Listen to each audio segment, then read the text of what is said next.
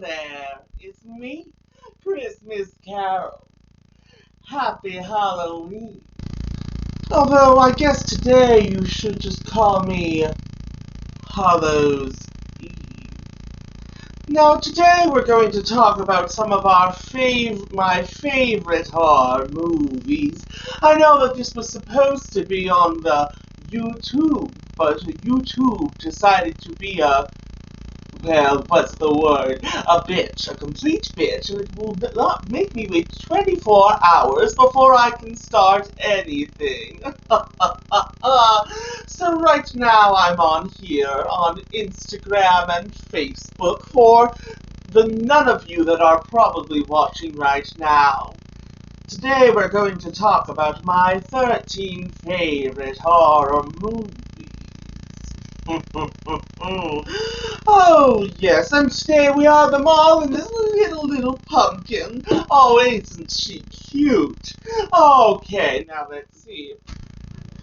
Now, first of all, before you criticize me saying, Carol, why didn't you include this? Or why didn't you include this? What I need to tell you is that this list was complete and utter bitch to come up with.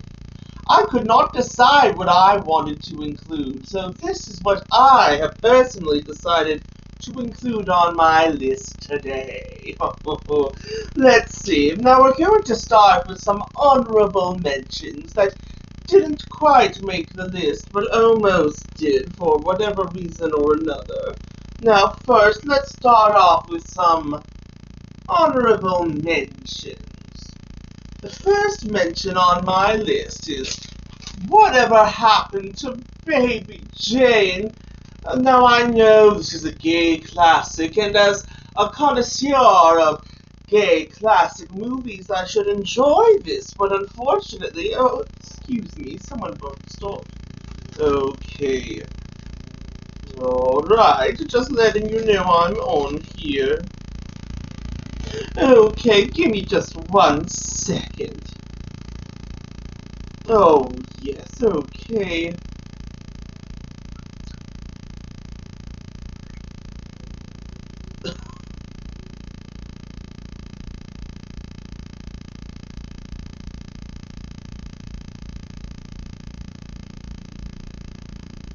There we go! Oh, Cal's got to put her gloves back on right now. Okay, so let's start with some honorable mentions. Now, these are ones that didn't quite make the list for whatever reason or another. However, if it were up to me, they would be... If this list was longer, they probably would have been on this list. Or if they were a little bit more horror, some of these just missed the cut by not being quite belonging to the genre. The first one is Whatever Happened to Baby Jane, starring Betty Davis and Joan Crawford. Now, I know that this is a gay classic, and we all should be revering it or whatever, but it's just not really, let me put it nicely, it's a bit of a slog, and that is why it didn't make this list. The next one is Eyes Without a Face, which didn't make the list for similar reasons.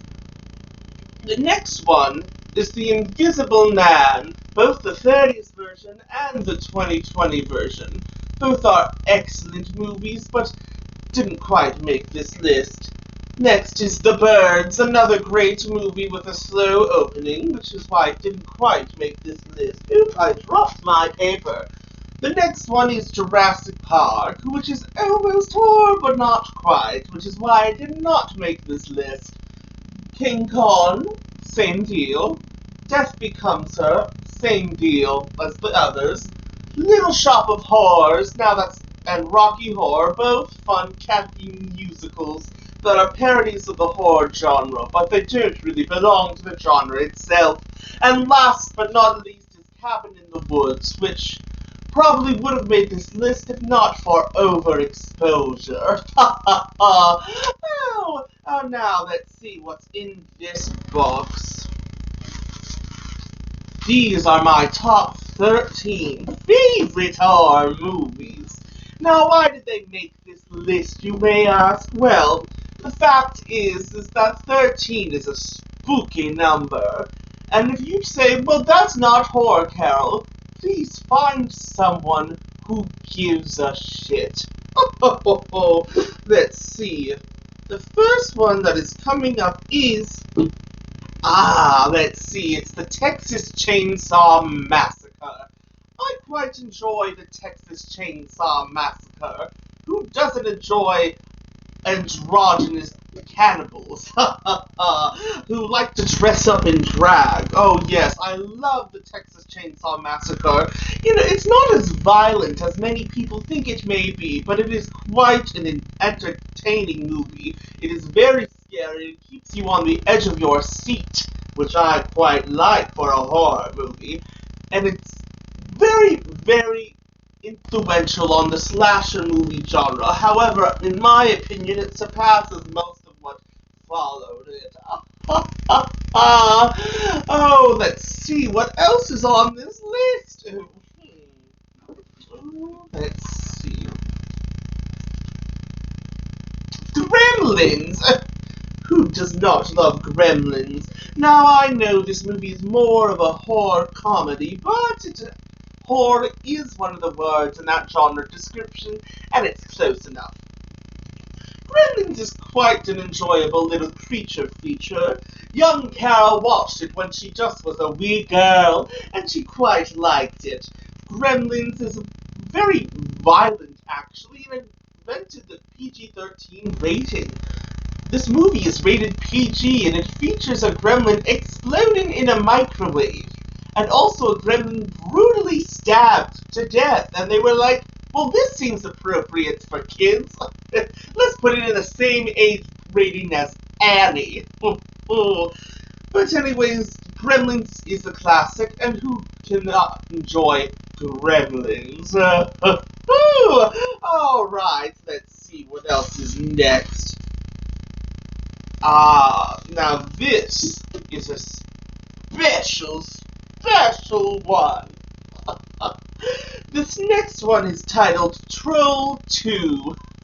Now, you may ask, is Troll 2 a sequel to Troll?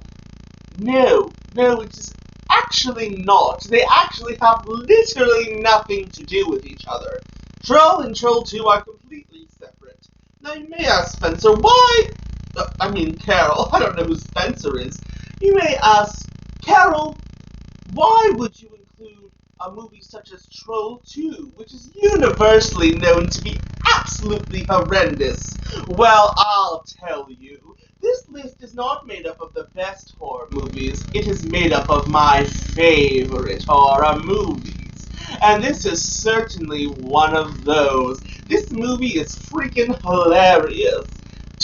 It has many classic lines. Says, they're eating her, and then they're going to eat me.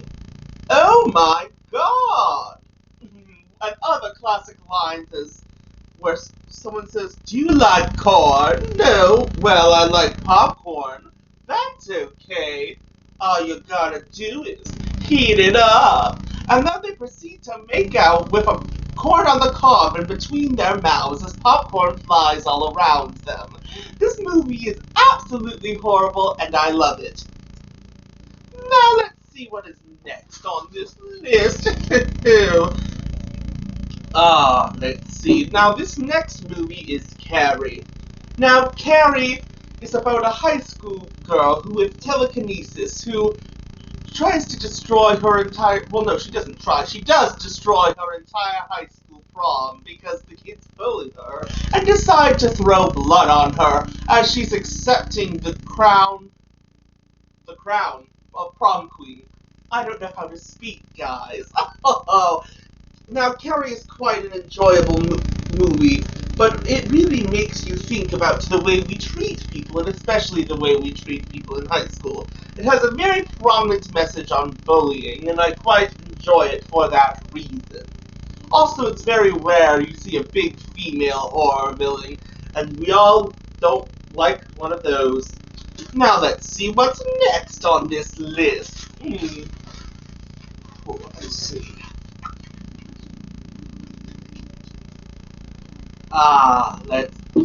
This next one is The Woman in Black. The Woman in Black, you may ask. Really? Now, the reason this is on the list is because this is one of the first truly scary horror movies I saw. And when I was a child, and frankly, it scared the crap out of me. It very much scared me, and it still scares me to this day. I don't know, movies like Paranormal Activity and even Insidious don't really do it for me. And I still like the Insidious movies, but I think something about this taking place in an old house before technology really existed the way it does today. No electricity makes this movie much more scary. You can't just call the police. You're trapped in a house with a ghost that wants to kill your children. And I find that very scary. Now, let's see.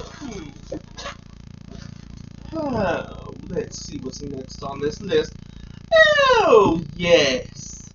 The Cabinet of Dr. Caligari. Now, that is actually what my look is inspired by tonight. I did a feminized version as one of the main characters in that movie. Dr. Caligari was made in 1920, 100 years ago, and you can tell it has this otherworldly, creepy kind of feeling because of the time that it was made in, and the sets are all expressionistic. They don't really look like real life. They look more like a Tim Burton type of movie, except for this movie did it before Tim Burton was even born. Tim Burton honestly probably owes most of his style to this movie. Anyways, it's a great little movie. It's not very long. Definitely take a look at it. Ooh.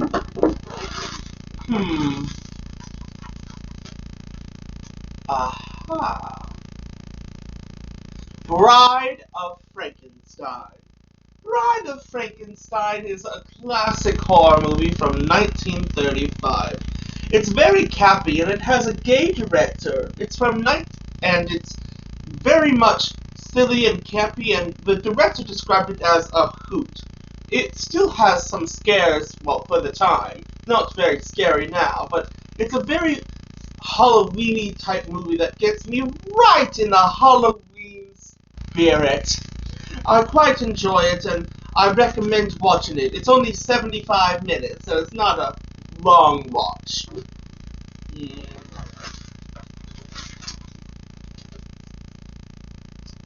Let's see. This is one of my favorites.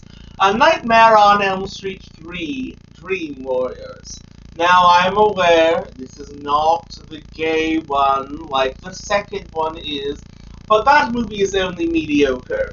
I love the Nightmare on Elm Street 3, and thinking that Nightmare on Elm Street in general is one of the most consistent slasher series. Most slasher series have a lot more stinkers than this one does. This one only has one in its original 7 movies that is truly horrible. The rest are mediocre to really great, and this one is really great. It's about all these kids from Elm Street are locked in a mental health facility because no one believes them that this killer is haunting them in their dreams. And all of them have these dream powers that they can use to protect against the killer, that is, against Freddy Krueger, who is trying to kill them in their sleep. It's much more dynamic and exciting than a lot of the other Nightmare on Elm Street movies. Not very scary, but still very entertaining. And I would highly recommend it. This one has the best characters, one of the best plot lines, definitely my favorite in that series. Now let's see what's next. For the 2 of you who are watching, thank you. Oh, yes. Now this one, I know is going to get some flack, because some people are going to be like, Carol, that's not a horror movie! Yes, in fact, it is. This is Godzilla. Now, Godzilla came out back in 1954, and the whole movie is a metaphor against nuclear war. This was 10 short years after the Hiroshima and Nagasaki bombings, when everyone was facing real terror and horror and scared that nuclear war was going to come. especially Japan, which had faced a national tragedy. And it is established in this movie that Godzilla is awakened by this bomb. Now, unlike the sequels, where Godzilla is just this fun little monster stomping on things, and it's much more about monsters fighting each other, this is a very serious, horrific movie, and it very much belongs in the horror genre, unlike most of its sequels. I really love this movie. I think even non-horror fans would appreciate this movie. It's a really great movie. Highly recommend it. And that's just about all I can say about that. Now let's see what's next. No, we're gonna save that one. Aha! Poltergeist. Poltergeist is another one in the genre of movies rated PG in the 80s, which would definitely not be rated PG today. This one would be PG-13, or honestly, might even be rated R, which this movie originally was, but Steven Spielberg liked the MPAA office and was like, alright, we'll make it rated PG for you, you sweet little thing. So anyways, Poltergeist is an adrenaline rush of a movie. It's a really great haunted house movie, unlike most haunted house movies where it's just like, bang, oh, something went scary. This movie is a trip. It has a big explosive finale, and it's a big budget. It mixes a horror movie with like kind of a big budget blockbuster type of feel. And I really appreciate that, and it's just a good movie. It's just a great movie. Now let's see. What's next? Oh, yes! Alien. Now, first of all, Alien features Sigourney Weaver as Ellen Ripley, and I know we can all appreciate strong women if you're a fan of Christmas Carol.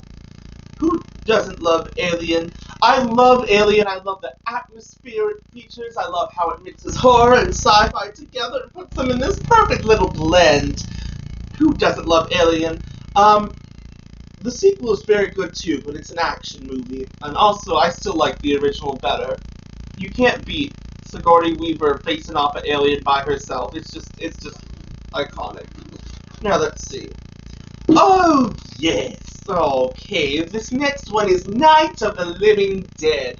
Night of the Living Dead is from 1968, and it brought gore back to horror movies in a way that it hadn't been before.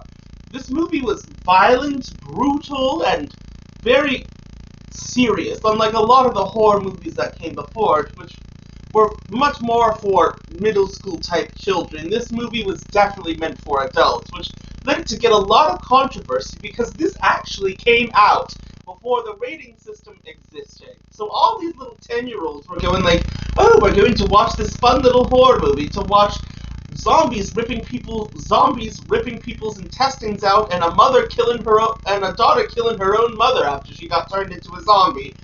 It wasn't a good time for all those children. They were probably traumatized, but this is a very good movie. First of all, the two main characters are a black man and a woman. Now, the woman isn't exactly the height of feminism, let me say. She spends most of the movie in a catatonic state. Although, to be fair, I think I probably would be the same way if a whole bunch of zombies invaded. I'd probably be freaking out. But this is, but it makes a lot of comments on race. Spoiler alerts, the black main character gets shot at the end, not by the zombies, but by a whole bunch of white policemen who mistake him for a zombie. Very relevant to today's current society, and I think very important to take a look at. Night of the Living Dead is a very good movie, and it's in the public domain, so you can find the whole movie on YouTube. And now this is my absolute favorite. I love this movie. This is probably the first truly scary horror movie I saw. Someone's yelling in the background. I don't know what that's about. But anyways, Jaws. I love this movie. It's just the perfect mixture of horror, adventure, thriller. It mixes all the genres. Now, but I would still say it's primarily a horror, considering it's about a killer shark that eats people. I really love the characters in this movie. You care about these characters and you want them to stay alive, which a lot of horror movies are not like that. In fact, you are rooting for the monster in a lot of these horror movies. Jaws is a really good movie, and if you have not seen it, What you doing? Go watch it. It's really good. But you don't have to worry about the sequels. Alright. Oh, and is that the end of our list? I think it is, Christmas Carol. Oh, silly little thing. Okay, now before we go, I'm going to go over a very short items that are on my list and let you take a look at them. Night of the Living Dead, Jaws, Poltergeist, the original, not the remake, Alien, Godzilla, The Cabinet of Dr. Caligari, The Woman in Black, Carrie, the original, not either of the remakes, Texas Chainsaw Massacre, again, the original, A Nightmare on Elm Street 3, Dream Warriors, oh, again, what a good one, Bride of Frankenstein, Gremlins, and Troll 2. I will keep this video posted up on Instagram, so you have nothing to fear. And I hope you all enjoyed this live stream, and I hope you have I almost said Merry Halloween. Old habits die hard. I hope you have a happy Halloween, and keep posted for more videos on my YouTube channel. Hopefully next time I'll actually be able to post this as a live stream.